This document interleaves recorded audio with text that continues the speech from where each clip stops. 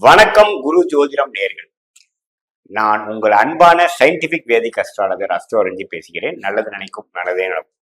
இப்போ பார்த்தீங்கன்னா இந்த மாத பலன் நடக்கக்கூடிய அமைப்பு எதுக்கு இருக்குன்னு பார்க்குறோம். அதாவது கோச்சார பலன்கள் எப்படி நம்மளுடைய துல்லியமான பலன்கள் இருக்கு உதவுதுன்னு பார்த்தீங்கன்னா தசாபுக்திகளே பார்த்தீங்கன்னா துல்லியமான பலன்கள் நமக்கு தெரியும். ஆனால் கோச்சாரத்தோட நம்ம அந்த தசாபுக்தியும் கோச்சார பலன்களும் மிக்ஸ் பண்ணி பார்க்கும் பொழுதுதான் நமக்கு துல்லியமான பலன்கள் கிடைக்கும்.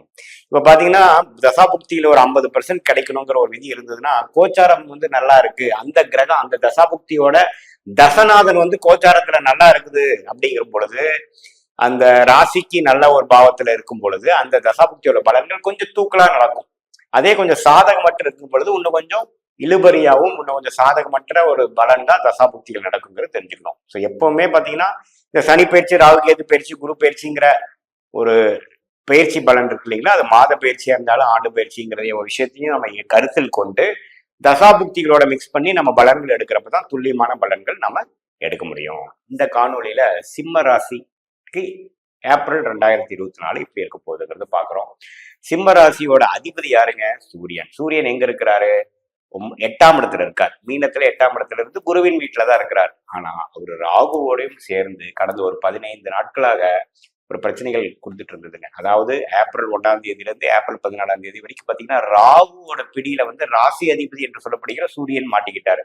ஒரு ஒளி கிரகமாகிய சூரியனும் ஒரு இருள் கிரகமாகிய ராகுவும் சேருவது பாத்தீங்கன்னா லக்னாதிபதிக்கு அவ்வளவு நல்லதில்லை. அதாவது ராசி அதிபதிக்கு அவ்வளவு நல்லதில்லை. கொஞ்சம் சில விஷயங்கள் மனக்கலக்கங்களும் நடக்குமா நடக்காதுங்கிற மாதிரி ஒரு சில விஷயங்களும், கைக்கு வந்தது வாய்க்கு வரலையேங்கிற மாதிரி விஷயங்களும், டிராவலிங்ல சில ப்ராப்ளங்களும் கொடுக்கக்கூடிய அமைப்புகள் உண்டுங்க. ஏன்னா எப்பவுமே ராசி அதிபதி பாதிக்கக்கூடாது. 8ஆம் இடத்துல இருக்கிறது தவறு இல்லைங்க. ஏன்னா குருவோட வீட்டுலதான் இருக்கார், நட்பு வீட்டுலதான் இருக்கிறார். பட் இருந்தாலும் அதுக்கு பிடிக்காத ஒரு ராகுங்கிற இருள் கிரகத்தோட சேரும் பொழுது சில விஷயங்கள் அவங்களோட கண்ட்ரோலுக்கு வராது. அதே சமயத்துல 8ஆம் வீட்டுல பல கிரகங்கள் இருக்காங்க. புதனும் பாத்தீங்கன்னா ஏப்ரல் 10ஆம் தேதிக்கு அப்புறம் வக்ர ரீதியாக 8ஆம் இடத்துக்கு வந்துடுறார். சுக்கிரனும் அங்கதான் இருக்கிறார். அதே மாதிரி ஏப்ரல் 23ஆம் தேதி பாத்தீங்கன்னா செவ்வாயும் 8ஆம் இடத்துக்கு போகிறார். ஸோ இது மாதிரி எல்லா பயிற்சிகளும் 8ஆம் இடத்துக்கு சம்மந்தப்பட்டு, அதே சமயத்தில் 8ஆம் இடமும் ராகுங்கிற பிடினால் கெடுப்பதுனால கொஞ்சம் ஒரு சில பிரச்சனைகள் உண்டுங்க. ஆனா இதுல ஒரு நல்ல விஷயம் என்னன்னா, முதல் 2 வாரம் தான் இந்த பாதிப்பு சிம்மராசிக்காரங்கள் இருக்குமே ஒழிய, ஏப்ரல் 14ஆம் தேதி ஆகக்கூடிய சூரிய பெயர்ச்சி 9ஆம் இடம் என்று சொல்லப்படுகிற மேஷத்துக்கு இடம்பெயர்ந்து உச்சம் பெறுகிறார். ராசி அதிபதி உச்சம் பெறுவது ஒரு அருமையான விஷயம். ராகுவின் பிடியில வெளியில வராரு. ஸோ எப்போ ஒரு சூரியன் ராகு பிடியிலிருந்து வெளியில 8ஆம் இடத்துல இருந்து 9ஆம் இடத்துக்கு வராரோ அப்பாடான்னு இருக்கும். சில விஷயங்கள் மழை பெஞ்சு ஓஞ்ச மாதிரி ஒரு ஃபீலிங் கொடுக்கக்கூடிய அமைப்பு சிம்மராசிக்காரர்கள் கண்டிப்பாக உண்டு. ஸோ முதல் 2 வாரம் ஒரு மாதிரியான கலக்கங்கள் நிறைந்த ஒரு கிளாரிட்டி இல்லாத ஒரு பருவமாக, ஒரு காலமாக எல்லா வயதினருக்கும் இருக்கும். மாணவர்களுக்கும் பார்த்தீங்கன்னா ஒரு கான்ஃபிடன்ஸ் வராது.